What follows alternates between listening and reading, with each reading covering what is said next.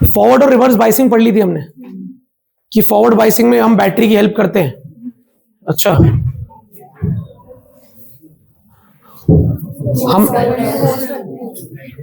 बदल गए तुम तो। फॉरवर्ड में हम बैटरी की हेल्प करते हैं और रिवर्स में अपोज करते हैं। उल्टा होता है।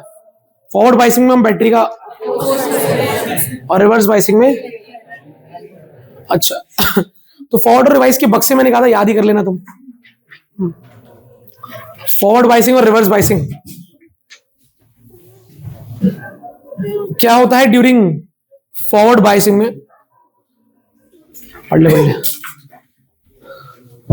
P is connected to P side positive terminal and N is connected to, तो PN जंक्शन डायोड का जो P वाले साइड है उसको पॉजिटिव से N वाले को नेगेटिव से कनेक्ट करते हैं। Majority charge carriers move towards the junction, junction. अच्छा, द बैटरी जो हम लगाई है, the battery opposes the fictitious battery, the resistance, overall resistance starts decreasing, the depletion layer becomes thin, the potential barrier decreases, current flows due to majority charge carriers। ये सारी बातें लिखी होंगी उसमें, ठीक है। अब इसका बिल्कुल उल्टा होता है किसमें? रिवर्स बाइसिंग में एक एरर है। रिवर्स बाइसिंग में क्या होता है? स्टार्टिंग में करंट बिल्कुल ही नहीं होता, बिल्कुल ही नहीं होता। रिवर्स बाइसिंग में क्या है? स्टार्टिंग में करंट बिल्कुल ही नहीं होता, क्योंकि मैं मान सकता हूं कि रिवर्स बाइसिंग में मेजॉरिटी चार्ज कैरियर जंक्शन से दूर जाते हैं, होल्स और इलेक्ट्रॉन जंक्शन से दूर भाग रहे होते हैं बैटरी के पोल की तरफ। अब जिसने लास्ट क्लास सुनी थी उसको पता होगा ये बात कि मेजॉरिटी चार्ज कैरियर जंक्शन से दूर भागते हैं पोल की तरफ, और जो माइनॉरिटी वाले होते हैं ना वो जंक्शन की तरफ भाग रहे होते हैं, क्योंकि माइनॉरिटी वाले तो ऑपोजिट है ना। पी को आपने पी साइड को नेगेटिव टर्मिनल से कनेक्ट किया है, पी साइड में होल के साथ साथ कुछ इलेक्ट्रॉन्स भी हैं, तो वो इलेक्ट्रॉन्स जो हैं वो एन साइड से रिपेल होके, नेगेटिव टर्मिनल से रिपेल होके जंक्शन की तरफ भागते हैं, पर वो माइनॉरिटी है। Minority charge carriers reverse biasing में जंक्शन की तरफ भाग भी जाएंगे तो उससे कितना ही करंट बनेगा, इक्का दुक्का इत्तू सा करंट बनता है, छोटा सा, ना के बराबर, उसे आप जीरो करंट बोलते हैं, हम जीरो करंट, ठीक है। तो फॉरवर्ड बाइसिंग में अच्छा खासा करंट चलता है due to majority charge carriers. Reverse biasing में जीरो करंट चलता है, और अगर वो कहीं की है थोड़ा बहुत तो वो किसकी वजह से है? माइनॉरिटी चार्ज के, ठीक है। फॉरवर्ड बाइसिंग में एक ऐसी वोल्टेज आती है जिस वोल्टेज पर एकदम से करंट बढ़ जाता है, एकदम से करंट बढ़ जाता है। वो कौन सी वोल्टेज है? अरे भाई, जब आपको ये बात पता है कि आपके फॉरवर्ड बाइसिंग करने से पहले जो पीएन जंक्शन डायोड है उसका कुछ था ना, उसका क्या था, क्या बोलते हैं उसे हम? पोटेंशियल बैरियर था। क्या था? तो उससे पहले एक पोटेंशियल बैरियर था, तो वो जो पोटेंशियल बैरियर था वो बैरियर 1 वोल्ट 2 वोल्ट का होगा। जब आप उतने वोल्ट की बैटरी कनेक्ट कर दोगे तो वो आपकी बैटरी उस बैरियर का अपोज ही तो कर रही है, तो वो बैरियर पूरा तहस नहस हो जाएगा और आपका करंट एकदम से बढ़ जाएगा, ठीक है। तो मैं आपको ये बताना चाहता हूं कि फॉरवर्ड बाइसिंग और रिवर्स बाइसिंग में हम उस बैरियर को तबाह करे बिना अगर देखें तो फॉरवर्ड बाइसिंग में थोड़ा बहुत करंट चलता है, ठीक ठाक करंट चलता है। जैसे ही आप फॉरवर्ड वोल्टेज को बढ़ाते रहते हो, बायस को बढ़ाते रहते हो, एक ऐसी वोल्टेज आती है जिसपे आपका बीच का जो बैरियर था वो बिल्कुल खत्म हो जाता है और करंट एकदम से बढ़ जाता है, फॉरवर्ड करंट बढ़ जाता है। लेकिन रिवर्स बाइसिंग में ऐसा नहीं होता। रिवर्स बाइसिंग में पहली बात तो करंट जो चल भी रहा है वो ना के बराबर है। स्टार्टिंग में आपने रिवर्स बैटरी लगाई, वोल्टेज बढ़ाई, उसकी जो करंट चल रहा है वो ना के बराबर है, बिल्कुल ना के बराबर, बिल्कुल नल्ला करंट चल रहा है। रिवर्स में आप कहो भैया मैं वोल्टेज बढ़ाऊंगा तो करंट बढ़ेगा, अरे तू वोल्टेज बढ़ाएगा तो चार्ज कैरियर और दूर भागेंगे जंक्शन से, करंट नहीं बढ़ेगा। पर भैया मैं वोल्टेज बढ़ाता रहा तो कुछ तो कभी होगा। एक ऐसी अजीब सी चीज होती है रिवर्स बाइसिंग में, मैं बार बार नाम लेके बोल रहा हूं, एक ऐसी अजीब सी चीज होती है रिवर्स बाइसिंग में। रिवर्स बाइसिंग में करंट चल ही नहीं रहा है, वाली बात तो करंट चल ही नहीं रहा, और जो थोड़ा बहुत चल रहा है माइक्रो एम्पियर में, क्या बोला मैंने? वो बिल्कुल नेग्लिजिबल है, माइक्रो एम्पियर में चलता है करंट रिवर्स बाइसिंग में। और वो जो थोड़ा बहुत करंट चल रहा है उसका कारण कौन है? Majority carriers? नहीं, वो तो दूर भाग रहे हैं जंक्शन से। माइनॉरिटी कैरियर्स कौन है? तो रिवर्स बाइसिंग अर्थात आप जब अपने डायोड को, पीएन जंक्शन डायोड को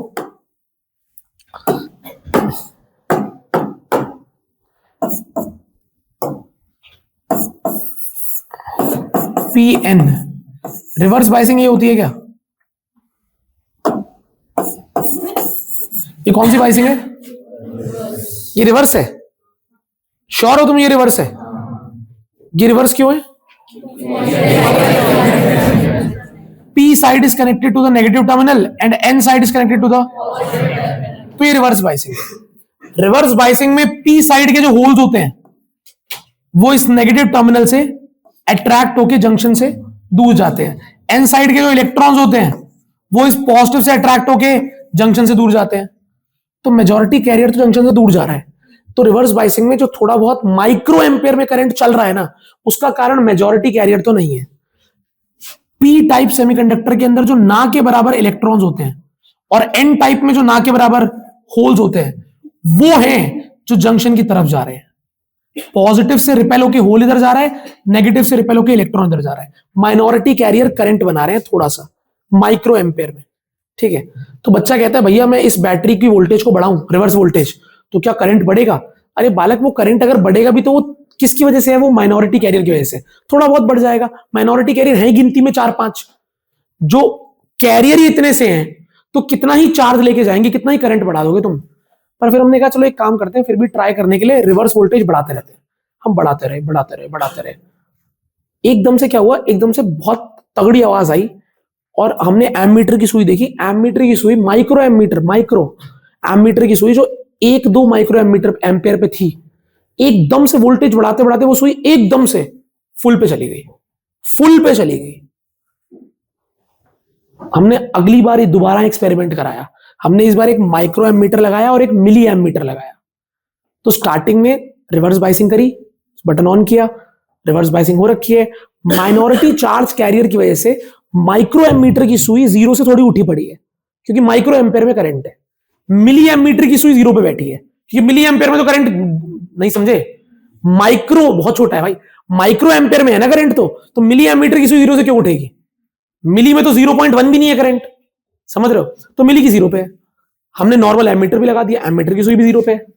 जैसे ही हम रिवर्स वोल्टेज बढ़ाई, हमें क्या लग रहा था, रिवर्स वोल्टेज बढ़ाएंगे तो ये जो माइनॉरिटी कैरियर्स हैं ये और तेज भागेंगे, थोड़ा सा करंट और बढ़ जाएगा माइक्रो एमीटर में। बढ़ भी रहा था। माइक्रो एम्पेयर की सुई ऐसे उठ रही थी, ऐसे 1 micro ampere, 2 micro ampere, 3 micro ampere, बस। और 3 माइक्रो एम्पेयर करंट नहीं होता। 3 माइक्रो एम्पेयर जितना करंट तो हमारी बॉडी में चलता है हर वक्त। हम कुछ सोचते हैं ना, इंपल्स जाता है, उतना तो चलता है हमारी बॉडी, पता नहीं चलता हमें। तो 3 माइक्रो एम्पेयर करंट है। अब आपने रिवर्स वोल्टेज और बढ़ाई, एकदम से क्या हुआ, दोबारा से वही चीज दोबारा हुई। एकदम से आवाज आई और हमने देखा माइक्रो एमीटर की सुई फिर से एंड पे पहुंच गई है, मिली एमीटर भी एंड पे पहुंच गई है और एमीटर की सुई 8 एम्पेयर 9 एम्पेयर दिखा रही है। इतना बुरी तरह एकदम से। तो वहां पर हमें पता लगा कि एक कंडीशन आती है रिवर्स बाइसिंग में, उसे कहते हैं ब्रेकडाउन। क्या आता है? उस ब्रेकडाउन पे क्या होता है, ये पूरा अंदर का क्रिस्टल टूट जाता है। ये वोल्टेज आपने बढ़ाते आपने इतनी बढ़ा दी कि इस वोल्टेज की वजह से जितने भी इलेक्ट्रॉन होल के पेयर अंदर बने पड़े थे, पेयर जुड़े हुए, वो सारे कोवेलेंट बॉन्ड टूट गए। कोवेलेंट बॉन्ड है ना, अंदर सिलिकॉन है, जर्मेनियम है, अंदर कोवेलेंट बॉन्ड है। आपने इतनी ज्यादा वोल्टेज दे दी इनको कि सारे कोवेलेंट बॉन्ड टूट गए, सारे इलेक्ट्रॉन एकदम से आजाद हो गए, सारे होल्स आजाद हो गए, कोवेलेंट बॉन्ड टूट गए, एकदम से फ्लो बन गया करंट का और ये एक प्योर वायर बन गई, बस एक प्योर वायर, सारा करंट जा रहा है एकदम से इसके अंदर से। तो उसे बोलते हैं ब्रेकडाउन। क्या बोलते हैं? तो इस कंडीशन का नाम है रिवर्स ब्रेकडाउन कंडीशन। ये सिर्फ रिवर्स बाइसिंग में आती है। ऐसा सिर्फ तब होता है जब आप वोल्टेज को बढ़ाते बढ़ाते रिवर्स ब्रेकडाउन वोल्टेज तक पहुंच जाओ, रिवर्स ब्रेकडाउन वोल्टेज तक, और वहां पर करंट ऐसे बढ़ते बढ़ते ऐसे नहीं बढ़ता, वो ऐसे बढ़ते बढ़ते यूं बढ़ जाता है, एकदम से सडन इंक्रीज आता है, एकदम से रैपिड, बिल्कुल सीधा। ग्राफ आपने देखे होंगे ऐसे होते हैं, ऐसे होते हैं, ऐसे होते हैं। अगर रिवर्स ब्रेकडाउन वोल्टेज आ गई तो ग्राफ यूं जाते जाते यूं हो जाता है, बिल्कुल सीधा, इतनी तेजी से बढ़ जाता है। एकदम से क्या होता है, इतनी वोल्टेज आप दे चुके हो कि उसके अंदर के कोवेलेंट बॉन्ड्स टूटने शुरू हो जाते हैं। ठीक है, ऑब्वियसली यार अगर मैं दीवार पर भी करंट वाली तार लगाऊंगा और बहुत हाई वोल्टेज आएगी तो असर तो हर जगह होता है, दीवारें जल जाती हैं हाई वोल्टेज से। तो ये भी तो एक नॉर्मल कार्बन का क्रिस्टल है, सिलिकॉन का क्रिस्टल है, आप इतनी हाई वोल्टेज इसको दोगे तो कुछ तो होगा अंदर। तो रिवर्स, इसे कहते हैं वोल्टेज का नाम क्या है, रिवर्स ब्रेकडाउन वोल्टेज। क्या इसको स्पेशल नाम देने के लिए इसको एक नाम दे दिया गया जीनर। क्या नाम दिया? ZENER। क्या बोला मैंने? तो रिवर्स बाइसिंग के दौरान एक ऐसी अचंभित चीज होती है जिसे हम कहते हैं रिवर्स ब्रेकडाउन कंडीशन, और उसमें एक ऐसी वोल्टेज आती है जहां पर करंट रैपिडली भाग जाता है। उस वोल्टेज का नाम है जीनर वोल्टेज, और करंट एकदम से रैपिडली इंक्रीज होता है। पहले करंट था ना, किसमें था? माइक्रो एम्पियर में। किसमें? किसकी वजह से था? माइनॉरिटी चार्ज कैरियर की वजह से था, माइक्रो एम्पियर में था, और एकदम से at a particular voltage, the voltage is known as zero, and that condition is called reverse breakdown condition. अच्छा, फॉरवर्ड बाइसिंग में भी करंट एकदम से बढ़ा था क्या? हाँ, स्टार्टिंग उससे करी मैंने भाई। फॉरवर्ड बाइसिंग में आप क्या कर रहे थे? फॉरवर्ड बाइसिंग में ऐसा कुछ हो रहा था, यहां देखना ध्यान से, PN जंक्शन। क्या ये रिवर्स बाइसिंग हो रखी है? ये P पॉजिटिव से नेगेटिव से फॉरवर्ड बाइसिंग हो रखी है। क्या हो रखी है? पीने दे उसे, दे देगी पानी तेरे को। ठीक है, तो फॉरवर्ड बाइसिंग हो रखी है। अब इसमें होता क्या है कि ये यहां पर होल्स हैं भरपूर मात्रा में, यहां पर इलेक्ट्रॉन है भरपूर मात्रा में, मेजॉरिटी कैरियर्स, और ये नेगेटिव टर्मिनल क्या करता है? इलेक्ट्रॉन को इधर धक्का मारता है, हाँ, और ये होल्स को इधर धक्का मारता है, पॉजिटिव टर्मिनल। तो सारे मेजॉरिटी कैरियर्स क्या करते हैं? भागते हैं। किस तरफ भागते हैं? जंक्शन की तरफ। क्या? तो स्टार्टिंग में छोटा सा करंट चल रहा होता है, किसकी वजह से? मेजॉरिटी कैरियर की वजह से। किसकी वजह से? Majority carrier. वो करंट माइक्रो एम्पियर में नहीं है, मिली एम्पियर में है। किसमें है? क्यों? मेजॉरिटी की वजह से अच्छा खासा करंट है, मिली एम्पियर में अच्छा खासा करंट चल रहा है, तो वो करंट चल रहा है सर्किट में बढ़िया। लेकिन अभी भी ये पोटेंशियल बैरियर तो अभी भी एग्जिस्ट करता है ना। इसकी पोटेंशियल बैरियर की जो वोल्टेज है वो करीब करीब मान लो 2 वोल्ट है, और आपने बैटरी लगा रखी है 1.5 वोल्ट की। आप वोल्टेज बढ़ाओगे, कभी तो ऐसी वोल्टेज आएगी जिसपे आप इसकी वोल्टेज को पूरा काट दोगे। क्योंकि आप जानते हो, मैंने आपको पढ़ाया था लास्ट क्लास में, फॉरवर्ड बाइसिंग में हमारी बैटरी इसका अपोज कर रही है। ये चाहती है क्रॉस ना हो, हमारी बैटरी ने क्रॉस करा रही है। हमारी वोल्टेज इस पोटेंशियल बैरियर को थिन कर रही है, डिप्लीशन लेयर की विड्थ को कम कर रही है। तो कभी ना कभी तो हमारी बैटरी इसकी पूरी लेयर को डिस्ट्रॉय कर देगी। कभी तो एकदम से इलेक्ट्रॉन होल पागल की तरह भागने लग जाएंगे खुला। तो वो कंडीशन जब आएगी, जब आप एक ऐसी वोल्टेज पे आ जाओगे जो वोल्टेज इससे ज्यादा है, बैरियर से ज्यादा है, तो जब आप फॉरवर्ड बाइसिंग करते हो और वोल्टेज बढ़ाते हो, तो फॉरवर्ड में करंट पहले भी बहुत तगड़ा चल रहा है, वोल्टेज बढ़ा रहे हो, करंट बढ़ रहा है मेजॉरिटी कैरियर की वजह से। एकदम से एक ऐसी वोल्टेज आती है जब करंट में आता है एक सडन इंक्रीज। क्या आता है? Sudden increase. वो वोल्टेज कब आती है? जब आपकी बैटरी की वोल्टेज पोटेंशियल बैरियर की वोल्टेज से, तो उस वोल्टेज पे भी आपका करंट बढ़ता है एकदम से, पर वो ऐसे शू करके नहीं बढ़ता भाई, वो ऐसे ही बढ़ता है टेढ़ा। पहले ऐसे जा रहा था, देखो ऐसे, देखो पहले ऐसे जा रहा था और फिर ऐसे हो जाएगा, समझ रहे हो? तो पहले ऐसे बढ़ रहा था, फिर एकदम से एक वोल्टेज आती है जिसपे पागल की तरह मुड़ जाता है, एकदम से बढ़ जाता है। ठीक है, फॉरवर्ड बाइसिंग में ये तब होता है जब हम पोटेंशियल बैरियर को नष्ट कर देते हैं, और इस कंडीशन को कुछ नहीं कहते, कोई नाम नहीं है इसका, इस वोल्टेज का नाम है, जैसे उस वोल्टेज का नाम था जीनर वोल्टेज। क्या? कि आपकी बैटरी की वोल्टेज जीनर वोल्टेज के बराबर हो जाती है तो रिवर्स ब्रेकडाउन हो जाता है। ऐसी फॉरवर्ड बाइसिंग में ये जो वोल्टेज है इसे कहते हैं नी वोल्टेज। क्या बोलते हैं? KNEE, नी वोल्टेज। क्या बोलते हैं? क्योंकि जो ग्राफ है ना, ग्राफ, इस ग्राफ का जो दृश्य है वो आपके घुटने जैसा है। जैसे आपका पैर होता है ना ऐसे करके ऐसे, तो वैसा ही मुड़ता है, ये पूरा 90 डिग्री नहीं है ये। ठीक है, तो इसलिए इसका नाम रख दिया नी वोल्टेज। क्या नाम रख दिया? तो ये बात समझ में आई? क्या आपने इस बात में ये आप डिफरेंशिएट कर पाए कि फॉरवर्ड बाइसिंग में जो करंट चलता है वो माइक्रो एम्पियर में नहीं होता, मिली एम्पियर में होता है, और ड्यू टू और जो रिवर्स बाइसिंग में करंट चलता है वो थोड़ा बहुत जो चलता है वो ना के बराबर होता है, पर वो होता है माइनॉरिटी चार्ज कैरियर से, और वो होता है माइक्रो एम्पियर में। किसमें? तो साइंटिस्ट ने जब ये बात करी तो फिर फिजिक्स में ना एक टॉपिक ही डाल दिया गया, कैरेक्टरिस्टिक्स नाम से। किस नाम से? कैरेक्टरिस्टिक्स का मतलब प्रॉपर्टीज नहीं है। कैरेक्टरिस्टिक्स मतलब आप एक सर्किट बनाओ जिसमें आप फॉरवर्ड बायसिंग, फॉरवर्ड बैटरी की वोल्टेज नापने के लिए वोल्टमीटर लगाओगे, इसमें कितना करंट जा रहा है उसे नापने के लिए एमीटर लगाओगे, सारे डिवाइसेस कनेक्ट करो, फॉरवर्ड बायसिंग का स्ट्रक्चर बनाओ, फॉरवर्ड बायसिंग का स्विच ऑन करो, और स्विच ऑन करके हर सेकंड देखो करंट कितना है, इतना है, वोल्टेज कितनी है, इतनी है, करंट इतना चल रहा है, और ग्राफ बनाओ वोल्टेज और करंट का। इतनी वोल्टेज पे इतना करंट था, इतनी वोल्टेज, एकदम से वोल्टेज आई, करंट एकदम से बढ़ गया, सारा कुछ नाप के ग्राफ ड्रॉ करो। तो सर्किट डायग्राम भी चाहिए और साथ में ग्राफ भी चाहिए, और इस टॉपिक का नाम है characteristics of forward and reverse biasing. क्या बोलते हैं इसे? बशर्ते ये टॉपिक पेपर में आएगा।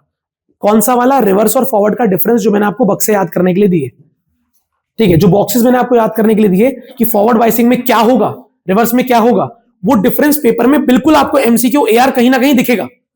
वो डिफरेंस अगर खुद ही आ गया 3 नंबर में तो 6 पॉइंट लिखने पड़ेंगे, लेकिन कैरेक्टरिस्टिक पेपर में हर 2-3 साल में एक बार आती है। मैंने लास्ट 2 सालों में नहीं देखी। कैरेक्टरिस्टिक आती है, और आती है तो 3 नंबर की आती है, ये 1 नंबर में नहीं आ सकती। फॉरवर्ड कैरेक्टरिस्टिक्स और रिवर्स कैरेक्टरिस्टिक। अच्छा, इस पूरे के पूरे थॉट से हमने जो सीखा उसके बेस पे एक न्यूमेरिकल बनता है, सर्किट का न्यूमेरिकल, इस चैप्टर का।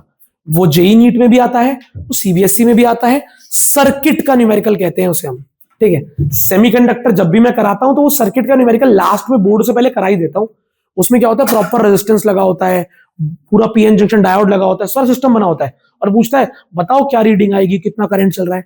उस पूरे क्वेश्चन को करने के लिए एक लॉजिक चाहिए, जो मैं 3 बार पहले बोल चुका हूं, एक बार और बोल देता हूं। हमने जो सीखा इस कल और आज वाली क्लास में, जितना हमने पढ़ा अब तक, वो ये है कि फॉरवर्ड बायसिंग में करंट चलता है, रिवर्स बायसिंग में करंट, वो जो ना के बराबर चल रहा है माइनॉरिटी की वजह से, उसे हम मानते हैं नहीं चल रहा। फॉरवर्ड बायसिंग में करंट चलेगा, रिवर्स बायसिंग में करंट नहीं चलेगा।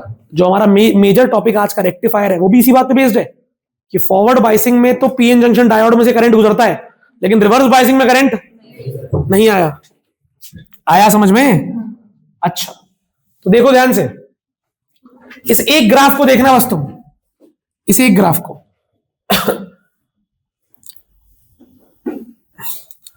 आपने फॉरवर्ड बायसिंग करी, सिर्फ इतना हाँ हिस्सा देखो, इतना हिस्सा फॉरवर्ड बायसिंग करी। क्या करी? फॉरवर्ड बायसिंग करी। फॉरवर्ड बायसिंग के दौरान क्या हुआ, आपने जब फॉरवर्ड वोल्टेज को बढ़ाया तो करंट भी बढ़ा। एक ऐसी वोल्टेज आती है जहां पर करंट एकदम से सडनली बढ़ जाता है। ये ग्राफ गलत बना हुआ है, ये ऐसे करके यूं जाता है एकदम से, ठीक है। तो यहां पर ये जो वोल्टेज राइज आती है, इसे कहते हैं नी वोल्टेज। क्या कहते हैं? अच्छा, रिवर्स में देखो, रिवर्स में करंट है पर बिल्कुल ना के बराबर, देख रहे हो, बिल्कुल ना के बराबर। बहुत देर तक करंट बिल्कुल ना के बराबर चलता है, और एक ऐसी वोल्टेज आती है जिसे बोलते हैं ब्रेकडाउन वोल्टेज, यानी जीनर वोल्टेज, उस पर करंट एकदम से रैपिडली बढ़ जाता है। नहीं आया? पक्का श्योर हो? अच्छा, तो ये इसको कैरेक्टरिस्टिक कहते हैं। फॉरवर्ड और रिवर्स की एक ग्राफ में बना रखी है। मैं कह रहा हूं एक ग्राफ में नहीं बनानी है, हमें अलग अलग बनानी है, ठीक है। आप देखेंगे आपकी किताब में आपको एक सर्किट डायग्राम दिख रहा होगा, दिख रहा है क्या? सबको दिख रहा है सर्किट डायग्राम? उस सर्किट डायग्राम की कीमत है, उसका पैसा है भाई, देख लो ध्यान से जरा, ठीक है। ये पॉइंटर्स तो मैं पढ़ के आपको बता दूंगा, लेकिन पहले पढ़ लेते हैं फिर सर्किट बना लेंगे। क्या लिखा है? द पॉजिटिव पोल, कौन सी बात चल रही है? फॉरवर्ड बायसिंग की। जल्दी से पढ़ो, क्या लिखा है? The positive pole of the battery is connected to the p-type and the negative pole to the in the beginning when the applied forward bias यानी forward voltage is low, practically no current flows through the junction आएगा, ठीक है। It is because the potential barrier opposes the applied voltage. Potential barrier हमारी battery का oppose कर रहा है, हमारी बैटरी उसका अपोज कर रही है स्टार्टिंग में। When forward bias becomes greater than the a forward current increases almost linearly.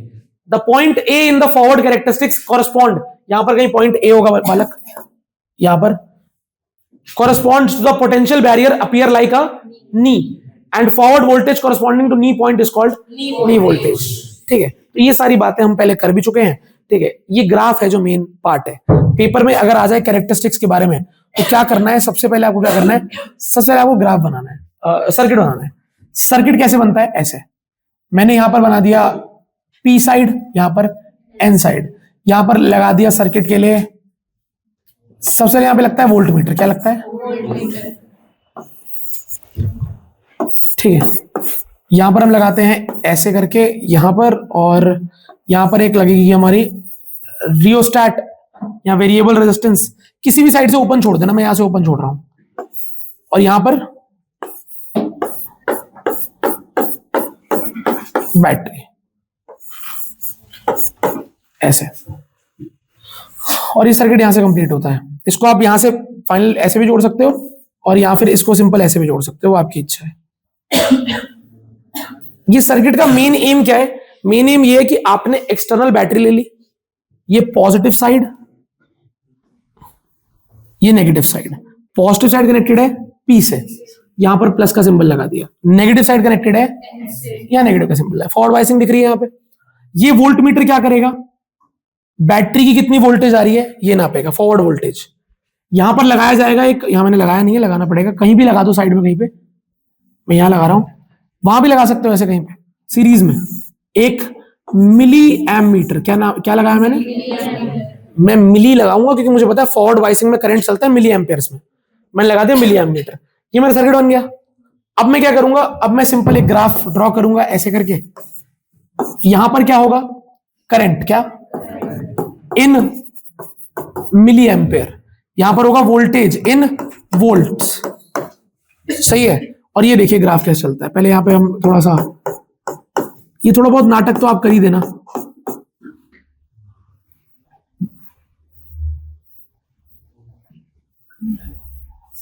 समझ रहे हो? और यहां पर ऐसे डॉटेड लाइन मार के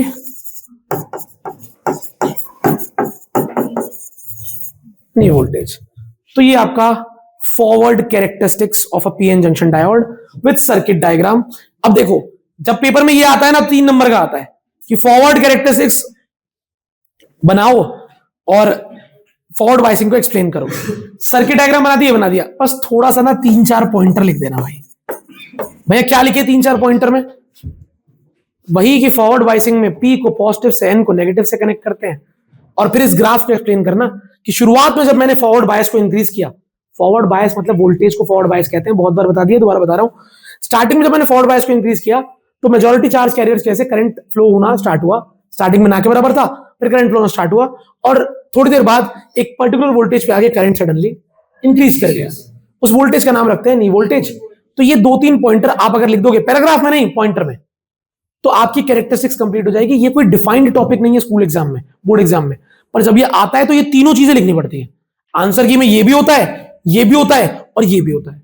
मोस्टली नंबर इसके और इसके हैं, मेजर तो यही है कैरेक्टरिस्टिक सर्किट जिससे मैंने कैरेक्टरिस्टिक ड्रॉ करी, और ये पॉइंटर्स 3-4 इतना लिख के आओ, पूरे नंबर मिलेंगे। ठीक है, बाकी स्कूल में तुम्हें कितना कराया है इसके बारे में मुझे नहीं पता, पर फॉरवर्ड बायसिंग विद कैरेक्टरिस्टिक ये पूरा है। ठीक है, 2-3 पॉइंटर लिखना, समझ रहे हो क्या? आप देखोगे नीचे 1-2 लाइन की कहानी लिखी होगी, लिखिए क्या कहानी? हाँ तो पढ़ दो एक बार, ऊपर और नीचे दोनों जगह लिखिए कहानी। The positive pole of the battery is connected to the and the negative pole to the, फिर क्या लिखा है? in the beginning when the applied voltage is increased, bias is low, practically no current flows. उसके बाद potential barrier oppose कर रहा है current flow करने में, करंट फ्लो नहीं कर रहा, और वजह फॉरवर्ड बायस को और बढ़ाते हैं तो करंट फ्लो करने लग जाता है, और करंट की एक थोड़ी सी इंक्रीज आती है एक वोल्टेज पे, जिसे हम नी वोल्टेज कहते हैं। तो ये थोड़ी सी कहानी हमने लिख दी, और इस कहानी डायग्राम, सर्किट डायग्राम और ग्राफ के आपको 3 नंबर मिल जाते हैं। ठीक है भैया, इसे बोलते हैं फॉरवर्ड कैरेक्टरिस्टिक्स। क्या? अब सेम कहानी रिवर्स बायसिंग में भी आएगी, सेम डायग्राम आएगा। अब ये बन तो रखा है आपके लिए डायग्राम, लेकिन सब कुछ बिल्कुल रिवर्स बायसिंग के हिसाब से। P section is connected to negative and to the positive, it is set to be reverse bias. जब रिवर्स बायस कर देते हैं the current flow due to minority charge carrier and hence a micro ammeter is used to measure the that flows during. और हम ये बात जानते हैं कि it is negligible, it is, जानते हैं ना, इट इज। जीनर वोल्टेज का जिक्र और कर देना थोड़ा सा 1-2 लाइन में। ठीक है, मैं आपको इसका भी ग्राफ बना के प्रॉपर्ली दिखा देता हूं पेपर में कैसे करना है। आप सर्किट बनाएंगे तो आपको पहले एक डायोड बनाना पड़ेगा, यहां पर P, यहां पर N, फिर यहां से आप लेंगे एक वायर। सब कुछ सेम करना है, पता है, सब कुछ सेम करना है, बस अलग क्या है?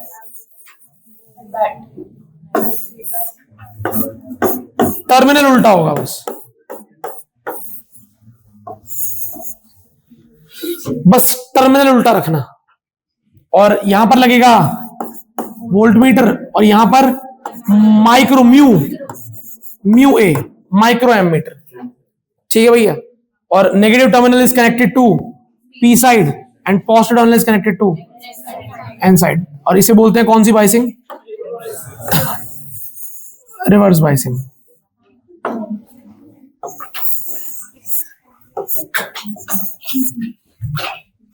ठीक है भैया। ग्राफ कैसा बनेगा? इसके ग्राफ की अजीब बात क्या है कि ये आपको इस एक्सिस में बनाना पड़ेगा। आपको ये, आप जानते हो आप नेगेटिव वोल्टेज अप्लाई कर रहे हो, रिवर्स वोल्टेज है ना, नेगेटिव में है। तो यहां पर क्या है, आपकी जो वोल्टेज है वो है तो वोल्ट में, लेकिन नेगेटिव एक्सिस पे दिखानी पड़ेगी क्योंकि रिवर्स वोल्टेज है। यहां लिखना पड़ेगा रिवर्स वोल्टेज, और ये जो करंट है ये भी नेगेटिव में दिखाना पड़ेगा। हाँ, ये करंट है इन माइक्रो एम्पियर, और इसे बोलते हैं रिवर्स करंट।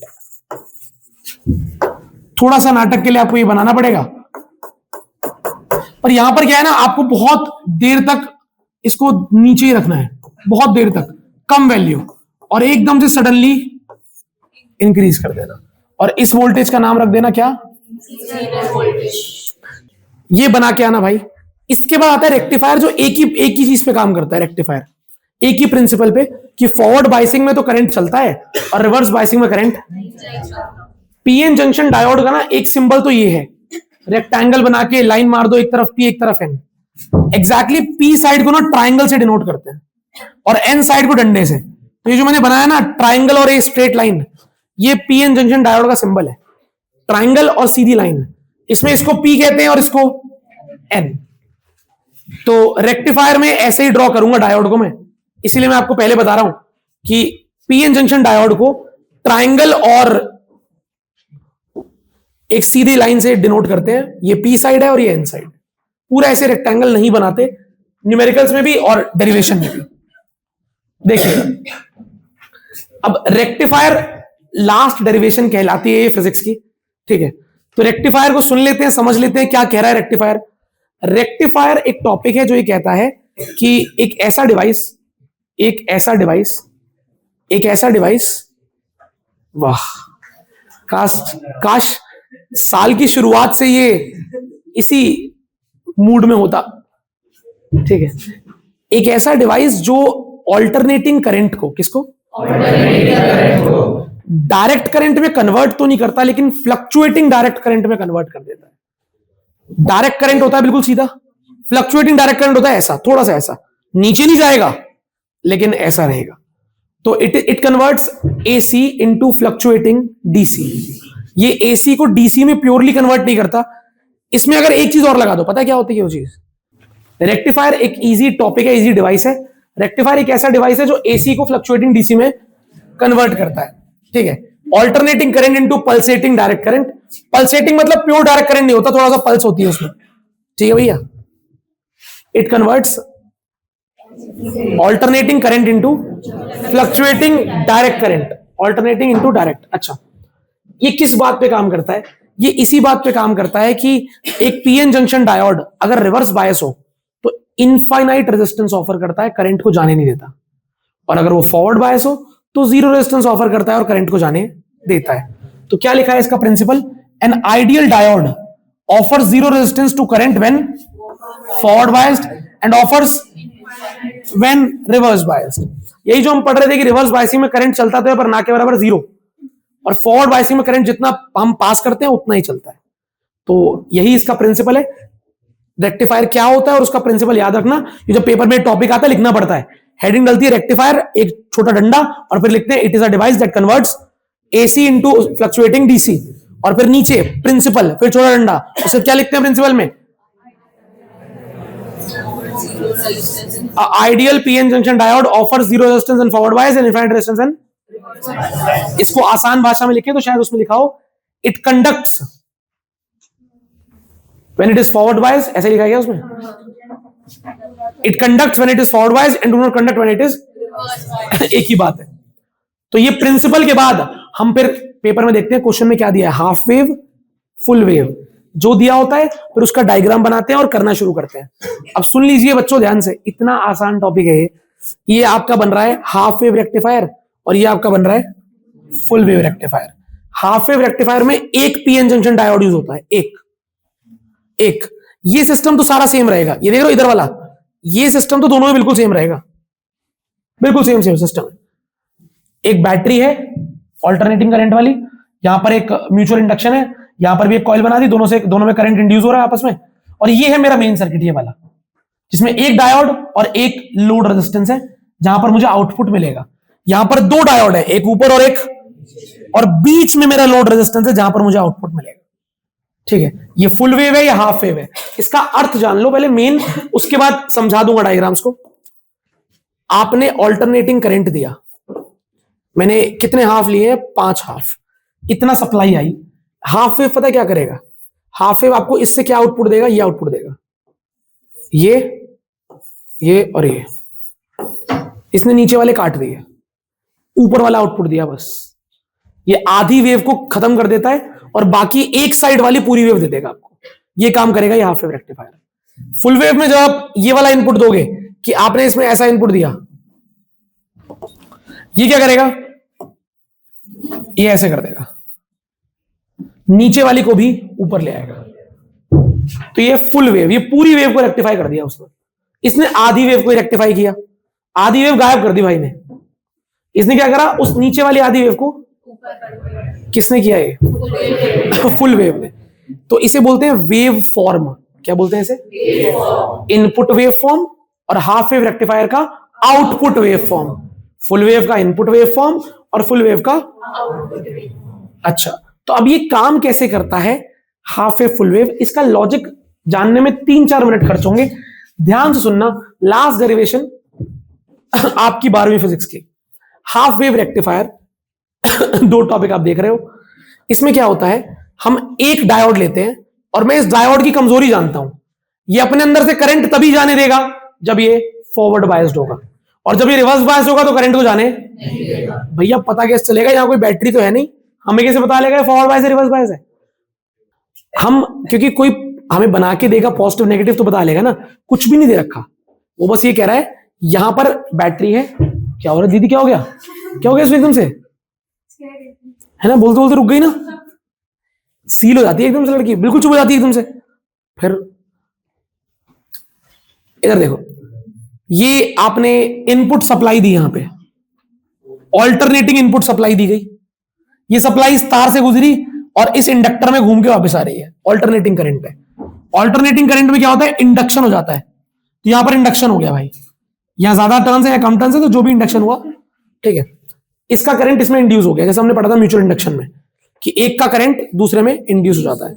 हम ये रेक्टिफायर्स में ना जब भी हम करते हैं, हम इंडक्शन की प्रक्रिया लेते हैं, डायरेक्ट ऑल्टरनेटिंग करंट ट्रांसफर नहीं कराते। तो यहां से इंडक्शन हो रहा है, ठीक है।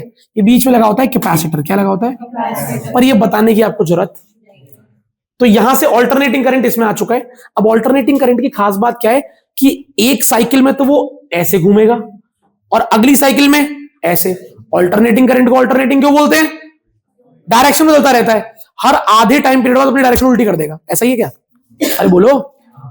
तो भाई यहां पर वही हो रहा है। अब देखो ध्यान से अपनी आंखें खोल के, स्टार्टिंग में जब हमने स्विच ऑन किया होगा, वोल्टेज आई होगी, तो मान लेते हैं स्टार्टिंग में करंट की डायरेक्शन ये थी,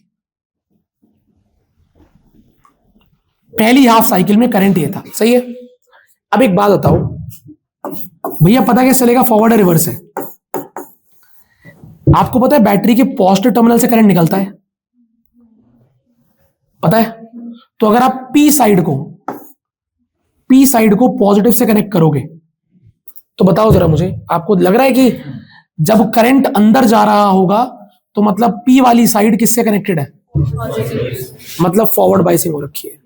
तो इसको हमने ऐसे आज से याद कर लिया कि अगर मुझे कभी पता नहीं चल रहा होगा ना फॉरवर्ड बायसिंग है रिवर्स बायसिंग है, बैटरी दिख नहीं रही होगी, हम एक रूल लगाएंगे, अगर पी साइड में करंट अंदर जा रहा है तो फॉरवर्ड बायसिंग है, और पी साइड से करंट निकल रहा है तो हम बस पी साइड को, ट्राइंगल को देखेंगे। अगर उस पी साइड में करंट जा रहा है तो फॉरवर्ड बायसिंग, निकल रहा है तो, और हमें पता है फॉरवर्ड बायसिंग में कंडक्ट करेगा, रिवर्स में। तो हमने चलो स्टार्ट किया, हमने देखा, हमने माना कि पहली हाफ साइकिल में करंट ऐसे जा रहा है, कैसे ही मान सकते हो, पहले मान लिया ऐसे जा रहा है। तो जब करंट ऐसे जा रहा है तो हमने बोला अरे ये तो साफ दिख रहा है कि इस पहली हाफ साइकिल में, मैं कहानी बोल रहा हूं, कहानी का पहला step, when the current was switched on it was observed that in the first half cycle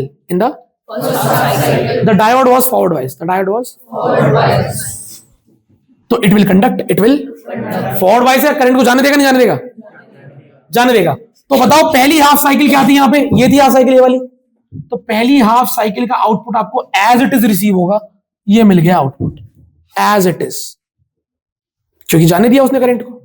in the next half cycle, इधर देखो यहां पे अगली हाफ साइकिल में जब करंट की डायरेक्शन क्या हो गई, उल्टी, तो जब करंट की डायरेक्शन उल्टी हो गई तो इसके अंदर भी करंट की डायरेक्शन क्या हो गई, तो भाई करंट की डायरेक्शन उल्टी हो गई, हम मार्क कर देते हैं, करंट अब ऐसे जा रहा है। In the second half cycle the direction of current gets reversed, now our junction diode became reverse biased, अब तो पी से करंट निकल रहा है, क्या बन गया, सो इट विल नॉट, ये वाला कंडक्ट नहीं होगा, सर्किट टूट जाएगा यहां से, ये इनफाइनाइट रेजिस्टेंस ऑफर करेगा और ये करंट फ्लो करके वहां तक पहुंचेगा ही, तो फिर आपको दूसरा आउटपुट मिला ही। फिर दोबारा से करंट अपनी डायरेक्शन को रिवर्स करेगा, और जब दोबारा करंट अपनी डायरेक्शन को रिवर्स करेगा अगली हाफ साइकिल में, तो फिर से क्या बन जाएगा, ये फॉरवर्ड बाइस्ड, तो दोबारा से फॉरवर्ड बाइस बन जाएगा। अब ये फिर से कंडक्ट करेगा, तो फिर तीसरे टाइम पीरियड मुझे फिर से आउटपुट मिलेगा, फिर अगले में फिर से, एंड दिस गोज ऑन। आपको आधा आउटपुट मिलता ही नहीं है, क्योंकि नीचे वाली साइकिल के टाइम पे वो क्या हो जाता है, रिवर्स बायस, ठीक है, या तो बस ऊपर वाला मिलता है या तो बस, तो ये है आपका इनपुट वेवफॉर्म, ये है आपका, और ये रेक्टिफायर कौन सा है, डायग्राम की कीमत है, डायग्राम 1 नंबर मिलता है, आधा नंबर इनपुट वेवफॉर्म का, आधा नंबर करेक्ट आउटपुट वेवफॉर्म का, 2 नंबर हो गए, पेपर में 3 नंबर का आता है, तीसरा नंबर है थ्योरी का, जो आप कहानी पेलते हो और स्टार्टिंग में लिखते नहीं हो वो, rectifier it is a device that converts AC into fluctuating principle. It is based on the principle that a diode conducts when it is forward biased. A diode offers zero resistance when it is forward biased and offers infinite resistance when it is, वो theory, ये diagram, थोड़ी सी labelling जो कर रखी है, और फिर input output waveform, और नीचे थोड़ी सी कहानी जो मैं बोल रहा था। इन द फर्स्ट हाफ साइकिल, कहानी स्टार्ट होती है, in the first half cycle the diode was, so it conducts, and the output is obtained at the load resistance, output mila, but in the next half cycle the direction of current becomes reversed, now our diode became reverse biased, so it will not, so no output is, and this will continue, है ना, and this process will continue। बस इतना, यही है working theory, नहीं समझे? अब क्या इसको लिखूं मैं या तुम समझ गए हो? एक बार पढ़ भी लो ना फिर, एक बार जल्दी से, तुम्हें डायग्राम दिख रहा होगा वहां पे, सेफ अक्षरों में बोल रहा हूं, वो डायग्राम बनाना जो बुक में बन रहा है, वो वेवफॉर्म बनाना जो बुक में बन रहा है। रेक्टिफायर की डेफिनेशन, उसका प्रिंसिपल, मतलब अगर पेपर में आता है तो 5 चीजें करके आना इसमें, हाफ वेव में। रेक्टिफायर क्या होता है, रेक्टिफायर का प्रिंसिपल, डायग्राम लेबलिंग के साथ, 2 वेवफॉर्म लेबलिंग के साथ, और फिर नीचे की थोड़ी सी कहानी 4 लाइन 3 लाइन की। पहली हाफ साइकिल में फॉरवर्ड बायस था तो कंडक्ट कर रहा था, आउटपुट ऑब्टेन हुआ, अगली हाफ साइकिल में रिवर्स बायस हो गया तो आउटपुट ऑब्टेन नहीं हुआ। इसी को अंग्रेजी में लिख देना, अच्छी बात है एमसीजी की और इसकी, की वर्किंग थ्योरी में तुम अपनी अंग्रेजी पेलोगे नंबर मिल जाएंगे, केमिस्ट्री नहीं है जो वही लाइन लिखनी है, अपने मतलब से लिखो नंबर मिलते हैं। और फिजिक्स का पेपर इतना टफ आता है, उसके बाद टीचर कहते हैं अगर बच्चे में समझ है और उसने बना के तमीज से लिखा है किसी ऐसे टॉपिक में, टीचर नंबर कभी नहीं काटते, दान करके नंबर देते हैं। तो अगर आपको आता है और डायग्राम और वेवफॉर्म सही है, नंबर पूरा मिलेगा।